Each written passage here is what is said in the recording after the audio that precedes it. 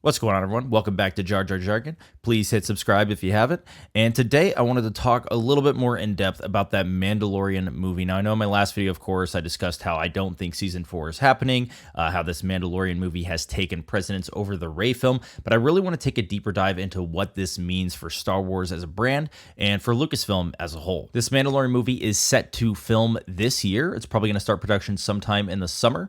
It is going to be directed by Jon Favreau, which is a massive win for all of us, I believe. And at this point in time, we really don't know anything else about it. We really don't know who all is going to be in the film. We don't know who else is going to be involved in the film. There are some rumors that Dave Filoni will possibly be helping to write it, which does make sense, especially if some of his characters are coming into the fold. But other than that, we're really in the dark. What I do know is that this film absolutely needs to be a huge win for Star Wars. I think the last time that Lucasfilm was really in this position was The Last Jedi. Obviously, this was the return of Luke Skywalker. There were expectations that were sky high, and we all know how that turned out, unfortunately.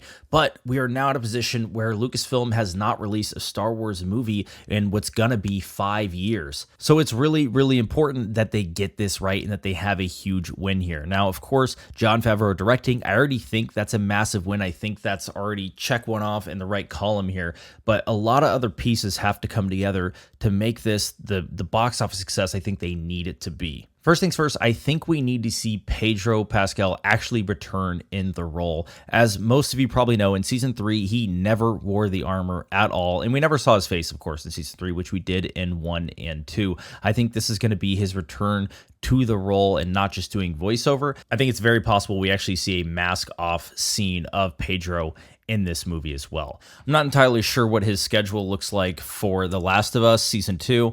I do know they are going to start filming here in a couple months or maybe in a month, so it's possible he could be done by the time they start production or catch the tail end of production on the Mandalorian movie. He doesn't need to have his helmet off a whole bunch or anything, but I do think we need to at least see that face and know that, yes, he is still the man in the armor. The second thing, I think they need to return some fan favorite characters, and one who's really important to me is Boba Fett, especially played by Tamara Morrison. We need more Tem in Star Wars. We do love him, and I gotta say, we haven't really seen Boba Fett since the Book of Boba Fett came out in 2021, which kind of got railroaded as a Mandalorian season 2.5. This is a chance for Boba to shine and get some awesome action on the big screen. This would be a huge win for us, especially because it'll be about 3 or 4 years since we'd seen him by time this comes out. So I think Boba Fett absolutely has to be in this. Of course, I would expect some other cameos. Obviously, another huge win would be Luke Skywalker.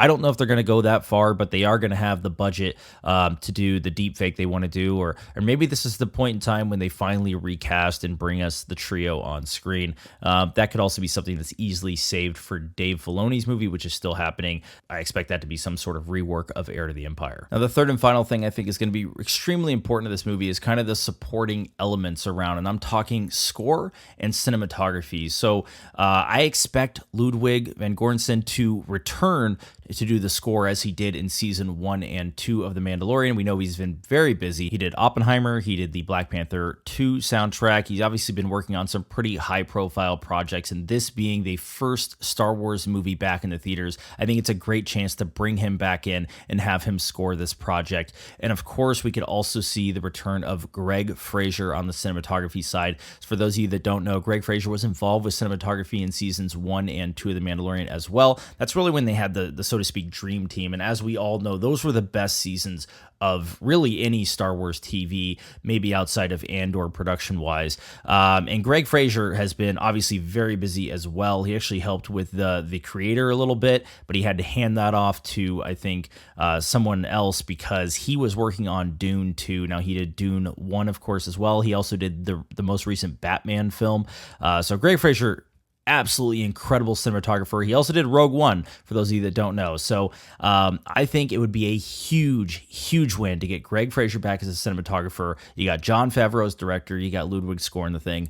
And with Pedro back on the bill to be the lead actor in this, I think it's an absolute surefire win. And that is how Lucasfilm can make sure that this film is successful, if they're willing to pull all the punches and spend the money necessary to make sure that this film is as high quality and as you know, as well written as we can possibly get in a Star Wars movie. I'd love to know what you guys think though. Do you think this movie is going to be a success? Are you excited for this movie? Personally, like I said, with Jon Favreau directing, I am extremely excited for it. This is what I wanted to see. His episode, The Marshal, was one of the best ever of The Mandalorian, and I'm excited to see what he can do on the big screen with a bigger budget and a more concise timeline, you know, because a lot of times these TV shows are just getting stretched out for the sake of having 8 episodes. We're going to get a very, very compact story. I feel like a lot of action and maybe around a 2-hour time slot. So that's my expectations. I'd love to know what you guys think in the comments down below. As always, please do hit like and subscribe, guys, and thanks for watching.